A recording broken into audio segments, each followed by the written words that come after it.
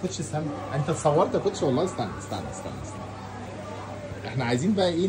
يعني قول لي ايه الاخبار الخامه. والله هو كفايه ان هو منك اول حاجه. تسلم، ربنا يخليك. احنا نادي الترسانه. ترسانة الجهاز البحرية. الفني ما شاء الله. ان شاء الله. اه فادعينا بقى كده ان شاء الله تبقى دي يبقى كوتش صعود كده ان شاء الله. لا ان شاء الله هيبقى كوتش الصعود. هنصعد ان شاء الله، وهنحقق مركز كمان ونطمع كمان. ايه المشكله يعني؟ ان شاء الله ما دام في الوجوه الجميله دي والكباتن المحترمه دي لازم ان شاء الله. ايه الاخبار يا كوتش؟ بصراحه انت جيت. خد يا مصطفى كده بعد اذنك، يعني امسك كده التليفون. احنا جينا على الحاجه صح؟ بصراحه دي انا سابع مره اجي بصراحه، يعني كفايه المصداقيه وكفايه بصراحه الخامه والامانه.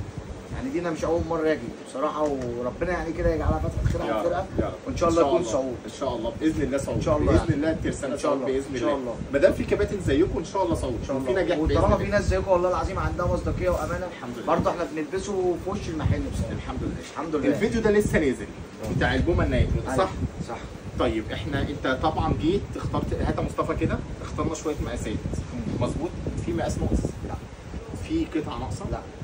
43 لا ايميل، 44 لا كل اللي حضرتك هتقولي على الواتس هو جيت لقيته مظبوط كده فعلا. والخامه فعلا. طبعا انت مجرب لا يعني. لا بجد. نمره واحد بامانه والله. احنا انا بصراحه انا ما بلاقيش بصراحه مصداقيه زي هنا. الحمد لله بامانه يعني بفضل بصراحه. الله عز وجل بصراحه الحمد لله والله. ربنا يا رب كده يجعلها فتحه خير علينا. تحياتنا كوتش. ان شاء الله ان شاء الله تكون سنه صعود علينا ان شاء الله. بإذن الله. يبقى وش الكوتش حلو خير علينا والله ان شاء الله. ان شاء الله لعله خير والله. ان شاء الله.